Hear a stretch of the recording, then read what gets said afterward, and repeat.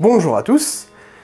Alors oui, comme vous avez pu remarquer, il y a 2-3 petites choses qu'on virait, c'est normal, ne vous inquiétez pas, c'est parce que j'ai fait une commande de goodies qui devrait arriver d'ici sous peu, dont un en particulier que je présenterai pour la semaine prochaine, pour une émission spéciale pour la semaine prochaine, vous verrez.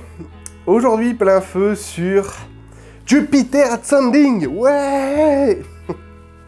Rebaptisé en français le destin de l'univers, qu'est-ce qu'on en a à branler? Le nouveau film des frères, enfin des Wachowski plutôt, ça sera mieux, que j'attendais impatiemment et qui est absolument génial, qui est un putain de film de SF, que j'ai personnellement adoré, qui a un nombre incalculable de choses originales à produire, à nous montrer, et qui est en même temps un peu décevant, enfin... Je vais en reparler après, ça sera mieux. Mais en tout cas, ce film est génial en règle générale. Réalisé par donc Andy et Lana Wachowski. Au casting, Channing Tatum, Mila Kunis, Sean Bean, Eddie Redmayne. Eddie Redmayne que j'ai parlé dans mon dernier soirée ciné. Qui, vous savez quoi, je n'ai même pas reconnu Eddie Redmayne. J'ai dû attendre le générique de fin pour voir son nom. Et là, je me suis dit, ah ouais, putain, c'est lui qui joue l'anti-héros. D'accord, ça m'est arrivé comme ça d'un coup, comme une image subliminale. Je n'ai même pas reconnu cet acteur, c'est vous dire à quel point il a changé. Comparez-le au biopic sur Stephen Hawking ou même à ses anciens films. Eddie Redmayne, il est méconnaissable ici, je l'avais jamais vu dans le rôle d'un méchant, il est impressionnant. Également Douglas Bowes et Tupence Middleton, c'est à peu près tout. L'histoire est celle de Jupiter, non pas la planète, Jupiter Jones, qui a été appelée comme ça en dédicace à cette planète justement, qui est une émigrée de je ne sais plus quel pays, qui vit avec sa famille, sa mère, ses cousins et tout ça, qui vivent aux États-Unis, je crois. Je ne sais même plus laquelle ville c'est, enfin bref.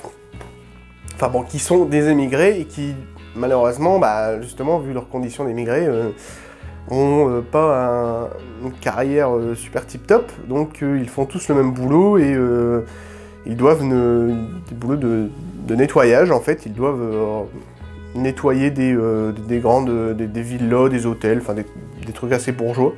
C'est eux qui s'occupent du ménage.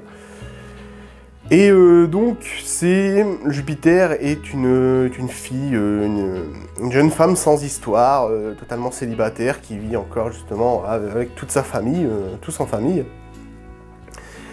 Et un jour, un certain Kane débarque dans sa vie et il lui dit qu'en fait, elle est promise à un gigantesque destin, puisque il y a non seulement des êtres surdéveloppés avec une technologie supérieure dans plein d'autres galaxies, depuis des millénaires, et que elle, Jupiter, est en fait une reine, et pas une petite reine, puisque c'est la reine de la Terre. Carrément. C'est absolument énorme, c'est dantesque comme truc. Puisque dans ce film, l'histoire en fait, c'est que on a des personnages qui sont rois, qui gouvernent des galaxies, des gigantesques, plein de planètes, des galaxies entières, et ils en sont le propriétaire en fait, donc ils peuvent en faire ce qu'ils veulent, quoi, recréer la vie ou la détruire, enfin c'est des dieux, grosso modo, et elle fait partie de cette lignée, elle est de sang royal en fait, elle a un code génétique spécial, qui fait d'elle une reine, et la reine de la Terre, qui est une des planètes les plus précieuses, que tout le monde absolument veut, dont un certain Balem, qui est joué par Eddie Redmayne, justement, le méchant du film, l'anti-héros, et toute sa famille également, ses frères et sœurs, qui veulent absolument conquérir la Terre, qui la veulent. Donc, forcément, Jupiter passe d'une petite vie sans histoire à l'ennemi public numéro 1 de toute la galaxie, des plus grands rois de toute la galaxie, les plus terrifiants, et dont justement ce Balem là, qui est absolument un véritable dictateur en puissance, et qui veut absolument la Terre pour lui, parce que ils en font collection. C'est bizarre comme truc, c'est qu'il n'y a pas vraiment d'intérêt, c'est qu'ils ont des planètes à eux, ils les collectionnent et ils sont contents avec.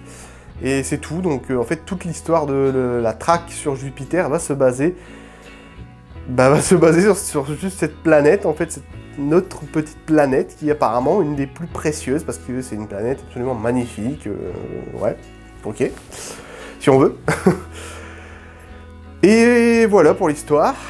Alors, j'avais l'air assez dithyrambique au début de la vidéo. C'est normal, j'ai beaucoup aimé ce film. Les Wachowski nous prouvent une fois de plus que c'est des maîtres en termes de SF. Sans nul doute. Et en même temps, il y a des trucs qui m'ont un peu tiqué.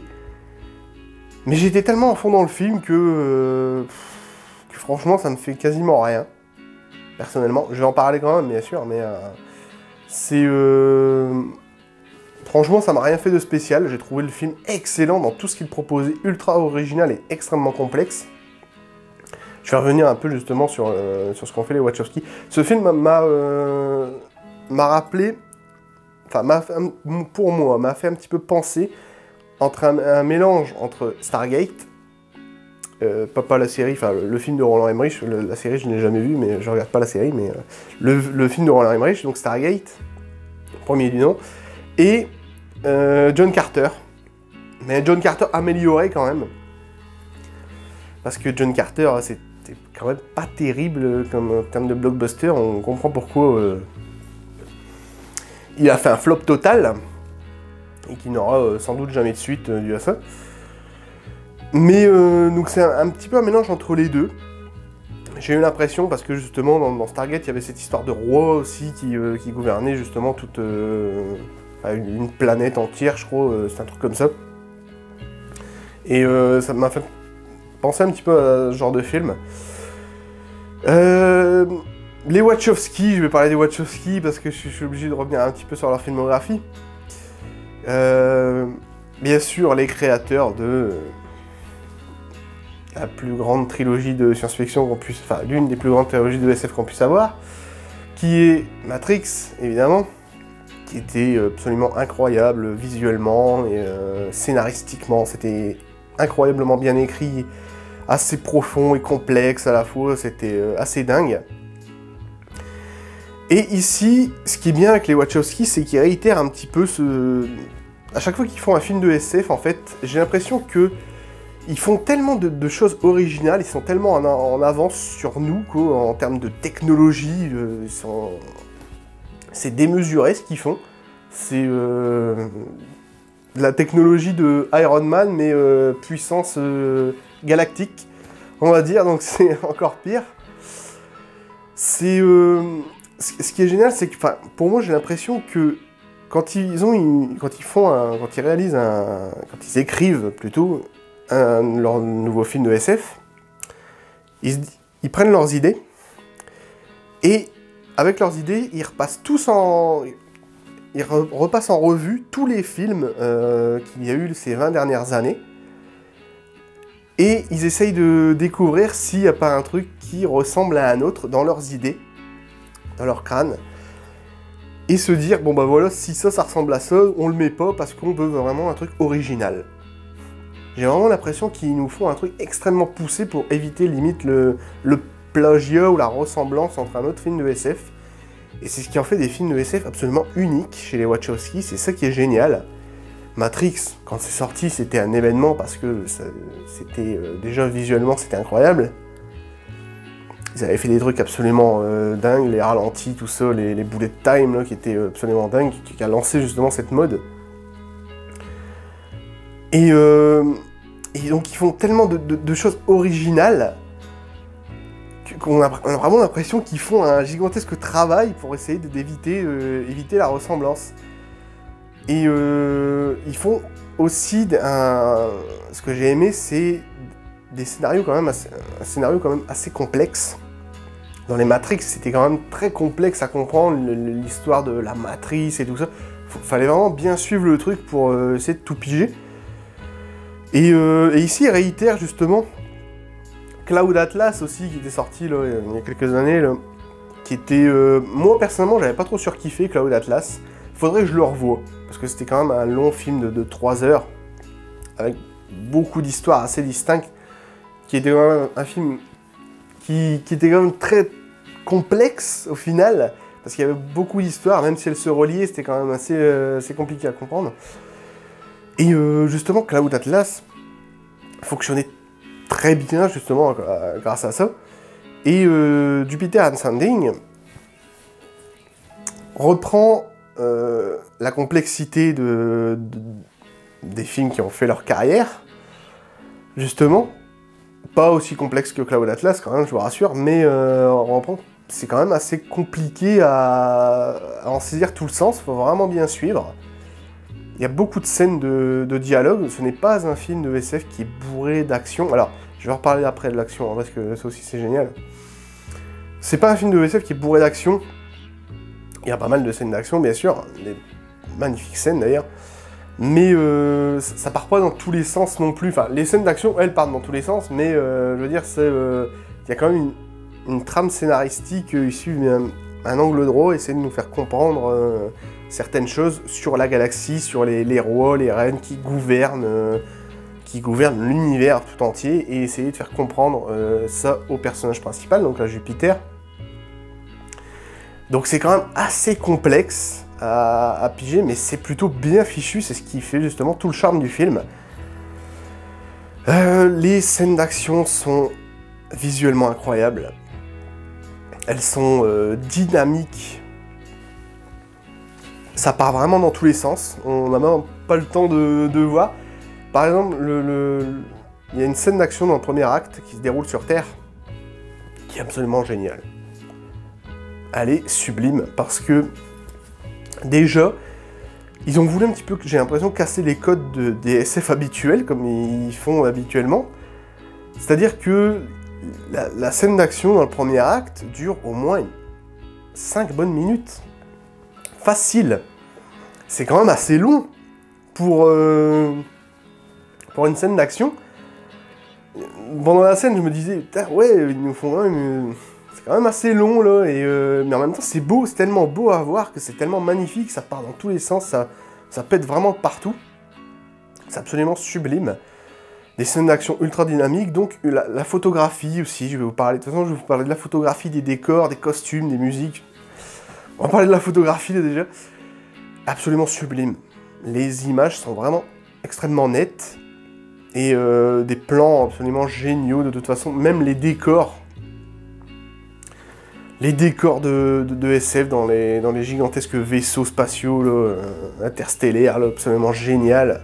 C'est superbement designé, c'est des très très beaux décors, absolument dantesques, démesurés. Tout se vaut dans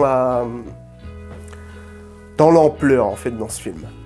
C'est des décors absolument monstrueux, des halls, des hangars. On sait même pas trop ce que c'est en fait, limite, parce que on dirait une sorte de salon privé, mais c'est tellement énorme que ça ressemble plus à une sorte de hangar gigantesque, avec des lustres, gigantesques lustres, comme dans les plus belles villas qu'on a chez nous. Les plus beaux manoirs qu'on puisse avoir sur Terre, eux ils en ont, mais des lustres absolument énormes, quoi, vous doutez bien, dans des gigantesques hangars qui font salon, enfin, c'est magnifique. Les décors sont splendides, les costumes sont également sublime. Jupiter va un temps porter plusieurs robes, des robes de reine, de déesse, et elle est magnifique. Elle est absolument sublime dans ses robes, le maquillage qui est fait et tout, c'est vraiment... avec les décors, les costumes de toute façon suivent vraiment bien sur les décors, sur les fonds, il y a de très jolis plans, une très très belle photographie. C'est absolument dantesque comme film. Donc c'est assez énorme. Tout le film, de toute façon, se veut sur l'énormité, que ce soit au niveau des décors, ou que ce soit au niveau de ce que les gens possèdent. C'est-à-dire que comme c'est des rois et qu'ils possèdent des galaxies tout entières, et ils font collection de planètes, c'est un peu bizarre même de se dire, on possède une planète. Le personnage de Jupiter, d'ailleurs, se pose même la question, c'est assez étrange. Et oui, c'est vrai que c'est... Mais c'est ça tout le film, ils collectionnent des planètes et ils vont engranger une gigantesque guérilla contre Jupiter pour ça. Ça paraît un petit peu con, on dit, mais bon, au final, c'est un film de SF qui fonctionne quand même plutôt bien. Donc une très belle photographie, décor somptueux, maquillage, costume, et les musiques aussi sont pas mal, rien d'exceptionnel, mais j'ai pas regardé qui était le compositeur d'ailleurs, mais rien d'exceptionnel, mais c'est plutôt bien, et j'ai repéré quand même quelques scènes, dans les scènes d'action les plus dynamiques, des musiques assez dynamiques, assez enrichissantes, qui étaient plutôt pas mal. Donc, Jupiter Ascending est pour moi vraiment un très très bon film, je ne peux que vous le conseiller. Cependant, il y a 2-3 petits défauts par-ci par-là. Alors, déjà, le personnage de Jupiter, quand Kane va arriver pour lui dire que effectivement il y a des extraterrestres et que tu es une reine, une déesse, la déesse de la Terre, il va lui raconter un petit peu cette histoire et elle va l'accepter sans broncher en 2 minutes chrono. Ouais. J'étais un peu déçu de la part des Wachowski à ce niveau-là, dans le sens où je pensais qu'ils auraient quand même un peu plus développé le personnage en lui faisant se poser des questions quand même. Enfin, elle se pose pas mal de questions, mais je veux dire en n'y croyant pas. Carrément en étant totalement naïve, en disant non, c'est pas possible. Alors oui, elle dit une phrase du style non, c'est pas possible dans le film, mais c'est tout. Je veux dire, au bout de 2 minutes, elle le croit et elle s'embarque avec lui dans son vaisseau spatial pour devenir la reine et l'accepte sans broncher. Après, il faut dire, c'est vrai qu'elle a un petit peu une vie de merde parce qu'elle le dit à chaque fois dans le film. Elle le dit toujours, je déteste ma vie. C'est vraiment un personnage qui voudrait plus, qui cherche le grand amour. Il y a toute justement une théorie sur ça, qui est un petit peu cliché, mais qui comme quoi elle devrait rencontrer le grand amour, elle serait destinée à rencontrer le grand amour, et avoir une vie meilleure que de récurer les toilettes. Donc il y a toute une histoire sur ça, donc qui fait un petit peu cliché, mais bon, ça reste quand même du blockbuster de toute façon. Et je disais, elle l'accepte sans broncher au bout de 2 minutes et elle accepte de devenir reine de la Terre. Ça la branche tout de suite. Elle se pose pas plus de questions que ça. Je pensais qu'il y aurait un meilleur développement de son personnage. C'est ça que j'ai trouvé un petit peu dommage. Sinon, la relation qu'elle entretient avec Kane est plutôt pas mal. Puisque lui, c'est un chasseur mi-humain, je vais même pas en parler de ça parce que ça va spoiler. Comme j'ai dit, il y a beaucoup de choses originales. Notamment aussi sur le fait que... je vais en parler après. Donc j'aimais bien la relation entre ces deux personnages. C'est vraiment des personnages assez intéressants puisque elle n'a pas de mec et en cherche un, donc elle va forcément tomber amoureuse de lui. Et ça donne quelques scènes assez légères qui sont pas mal, qui détendent un peu l'atmosphère que j'ai trouvé bien mise en place, qui sont très légères, hein, c'est vraiment un humour extrêmement léger, hein, c'est pas... mais enfin, je peux même pas dire que c'est de l'humour, c'est juste un esquisse, un sourire, on va dire. Mais j'ai bien aimé leur relation, le personnage est vraiment pas mal. Et je disais aussi une chose assez originale, que les rois et les reines aussi ont trouvé un moyen de lutter contre... je veux même pas le dire non plus, parce que c'est des petites choses originales qui font tout le charme du film, justement. Mais de lutter contre un truc dont les êtres vivants, n'importe quel être vivant, ne peut pas lutter. Et eux, ils ont trouvé un remède pour lutter contre ça, qui est plutôt pas mal. Comme j'ai dit, les Wachowski sont toujours en avance sur tout le monde. Ils utilisent toujours une technologie démesurée à chaque fois. Technologie dont on n'en penserait pas, tellement c'est énorme comme truc. Donc tous les personnages sont quasiment des mi-dieux, quoi, à leurs yeux. Et j'étais aussi un petit peu réticent à l'idée que, par exemple, le personnage de Eddie Redmayne, donc Balem, le roi Balem, l'anti-héros, le grand méchant de l'histoire, le psychopathe de service, eh ben on le voit pas beaucoup, malheureusement. Il y a une histoire avec son frère et sa sœur, comme j'ai dit, ils veulent tous trois la terre et ils vont se battre pour l'avoir. Et donc même Balem reste le méchant principal de l'histoire, mais le problème c'est que on le voit trop peu à mon goût. Quand j'avais vu la bande-annonce, surtout que le film avait été retardé, puisqu'il devait sortir en juillet-août 2014, et il a été retardé de au moins 8 mois, pour permettre aux Wachowski de peaufiner mieux leur bébé. Et donc on avait déjà eu les bandes annonces il y a un an de ça, vers janvier-février 2014, et j'avais vu, on voyait donc le méchant Balem, qui était quand même assez charismatique, j'ai trouvé, qui me faisait un petit peu penser au style de méchant qu'il y avait dans Stargate aussi, également. Et qui est quand même assez charismatique, qui est quand même assez terrifiant. Et ici on retrouve ce personnage, mais qui est peu présent, malheureusement, pas assez à mon goût. Et même la façon dont il se termine, ce personnage, bah, pour le coup, je dis qu'il y avait beaucoup de choses originales, et là, ça ne l'est pas. Et c'est un peu con, je m'attendais à une fin plus épique que ça.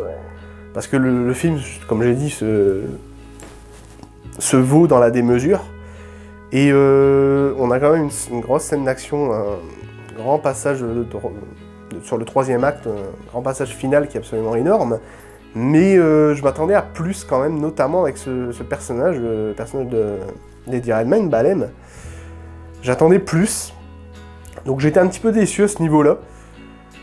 Mais sinon, à part ça, ça reste du très très bon film de SF. Et j'étais déjà fasciné rien que pour les 5-10 premières minutes. Parce que le film démarre sur une jolie introduction. Il démarre très bien le film sur un monologue où Mila Kunis parle en voix off. Il nous parle un petit peu de son personnage et on commence sur la naissance. Enfin, avant la naissance, pendant la grossesse de la mère de Jupiter. Et une jolie scène sur ses parents qui démarrent, qui justement parlent de planète et du nom de leur fille, de comment ils vont l'appeler. Une histoire qui démarre quand même assez forte, puisque c'est une histoire assez tragique. Mais qui était plutôt pas mal, donc dès le début, je me suis dit, ah, ça commence bien, j'étais assez content. Donc c'était plutôt pas mal. Et qu'est-ce que je voulais dire d'autre? Je voulais parler, il y a un truc que j'ai pas parlé aussi, les accessoires. Les accessoires sont pas mal justement parce que il y a Kane utilise une sorte de surf invisible, de planche de surf invisible. C'est-à-dire qu'il a des bottes qui lui servent, qui sont anti-gravitationnelles, enfin qui gèrent une certaine loi de la gravité. Et ce qui est génial, c'est qu'il les utilise, mais comme une planche de surf. Il le dit d'ailleurs, le mot surf, dans une phrase, c'est incompréhensible. Mais il l'utilise exactement comme une planche de surf, en fait. C'est-à-dire, on dirait qu'il surfe, sauf qu'il n'y a pas de planche en dessous. Donc c'est plutôt pas mal. J'ai trouvé ça vachement original. Il se sert aussi un bouclier qui prend tout son avant-bras et tout, qui est plutôt intéressant aussi. Donc plein de petites choses comme ça assez originales. C'est pour ça que ce film est génial et se vaut pour ces petites choses en fait, et pour, comme j'ai dit, sa grandeur dans absolument tout, dans sa démesure, d'avoir des rois, d'avoir des décors absolument dantesques, somptueux, des costumes sublimes, enfin, c'est absolument génial, enfin, génial plutôt, mais tout ça c'est vraiment, ça rend vraiment cet univers assez unique, et qui fait de ce Jupiter Ascending, ou le destin de l'univers, appelez-le comme vous voulez, un très très grand film de SF. J'étais agréablement surpris, parce que je ne pensais pas vraiment que ce serait aussi bon, même si j'ai dit qu'il y a quand même pas mal de défauts. Mais voilà, ce film est vraiment à voir, sans nul doute au cinéma. J'ai été le voir en laser ultra en plus. Je peux vous dire que ça en jette pas mal. En laser ultra, c'est quand même assez beau en termes de... Enfin, assez beau, je veux dire, en termes de son. Puisque le laser ultra, justement, gère une technologie sonore beaucoup plus puissante que du 5.1 classique. Donc, voilà, en gros, c'est vraiment un très bon film de SF et qui se vaut justement par la complexité de son scénario et de ses petites choses originales, de la beauté de ses décors et tout ça, et de vraiment la complexité du scénar qui est... c'est vraiment un film extrêmement bien écrit, de toute façon, en règle générale. Il faut vraiment bien suivre, essayer de bien comprendre les personnages, parce qu'il y a beaucoup de dialogues entre certains personnages, notamment avec le personnage de Sean Bean, Stinger, qui va raconter, qui va lui justement raconter un petit peu à Jupiter l'histoire des rois, des reines, et qui gouvernent la galaxie. Et c'est quand même assez compliqué à comprendre. Et ce qui est assez marrant, c'est que ce film se vaut dans la démesure, et en même temps, le personnage de Mila Kunis, enfin Jupiter, est un personnage sans histoire. Donc c'est ça qui est assez amusant, c'est que on passe d'un petit personnage qui fait sa petite vie de son côté en rasant les murs, puisqu'elle est connue d'absolument personne, elle n'a aucune gloire, passé, rien du tout, à un personnage qui est absolument une reine, quoi. C'est comme si un SDF devenait un milliardaire du jour au lendemain. C'est con à dire, mais on passe vraiment de là à là. C'est assez énorme comme truc. Et assez déroutant en même temps, mais je dois avouer que c'était plutôt pas mal. Donc voilà, un très bon film avec une très bonne prestation d'acteurs, notamment pour Eddie Redmayne. J'ai été assez déçu qu'il soit si peu exploité. Je m'attendais vraiment à ce qu'il soit un peu plus exploité. Il faut dire que ce n'est pas... c'est l'anti-héros principal, mais l'anti-héros ultime, mais ce n'est pas le seul anti-héros, donc c'est ça qui est un petit peu spécial. Mais sinon, en gros, j'ai adoré ce Jupiter Ascending, et je ne peux que vous le conseiller d'aller le voir. C'est un très bon film, même s'il a ses défauts. C'est pas le film de SF le plus parfait, mais c'est un très bon film en règle générale, et j'ai vraiment adoré. J'étais à fond dedans. Moi, personnellement, j'approuve. À vous de voir après ce que vous en pensez. Voilà, je vais m'arrêter là parce que c'était quand même assez long, mais je trouvais qu'il y a beaucoup de choses à en dire, justement, c'était pas mal.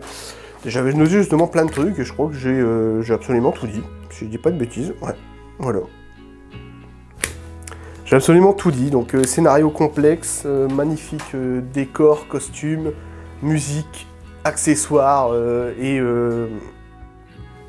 des choses quand même assez neuves, des idées originales, et ça fait du bien de voir ça dans un film de SF, avec une technologie absolument démesurée, et tout en grandeur, absolument énorme. Tout est énorme dans ce film de toute façon, il est comme ça ce film, en gros. Donc voilà, je vous dis à bientôt pour une prochaine vidéo. N'oubliez pas que le cinéma est un art, qu'il se traite avec intellect et émotion. Ciao!